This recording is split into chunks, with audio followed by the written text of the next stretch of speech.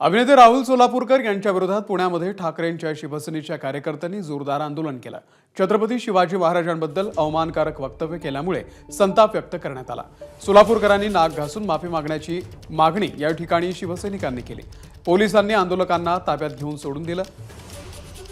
तर तळकोकणात देखील राहुल सोलापूरकर यांच्या विधानाचे पडसाद दिसून आले। सावंतवाडीमध्ये राहुल सोलापूरकर यांच्या प्रतिमेला जोडे मारत निषेध व्यक्त करण्यात आला।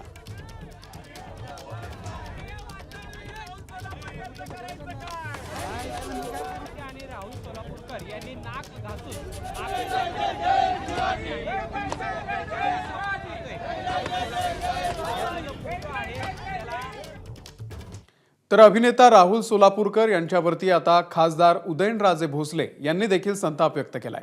राहुल सोलापूरकर सारखी विकृती वेळीच ठेचली पाहिजे असं वक्तव्य उदयनराजे भोसले यांनी केलंय। राहुल सोलापूरकरला गोळ्या घातल्या पाहिजे असं टोकाचं वक्तव्य देखील उदयनराजे भोसले यांनी केलंय।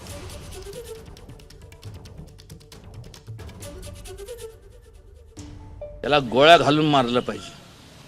त्यालाच नाही तर असे जे लोक असतील ना त्या सगळ्यांना जे महापुरुषांच्या बद्दल असे विधानं करतात कोणी असू दे त्या सगळ्यांना जनतेने ठेचून काढलं पाहिजे। दिसल तिचं ठेचलं पाहिजे, वेचून ठेचलं पाहिजे। कारण की ही जी विकृती ह्या विकृतीचं वाढ झाली तर तुम्हाला सांगतो या देशाच्या अखंडतेला धोका निर्माण होणार आहे।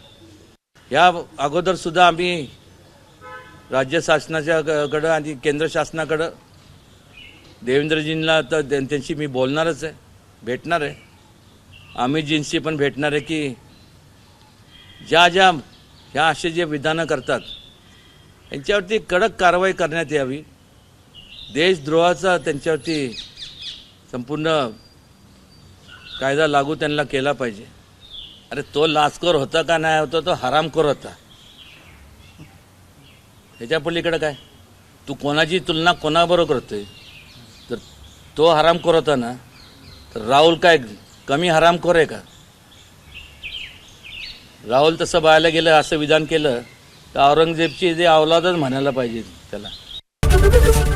एबीपी माझा, उघडा डोळे बघा नीट।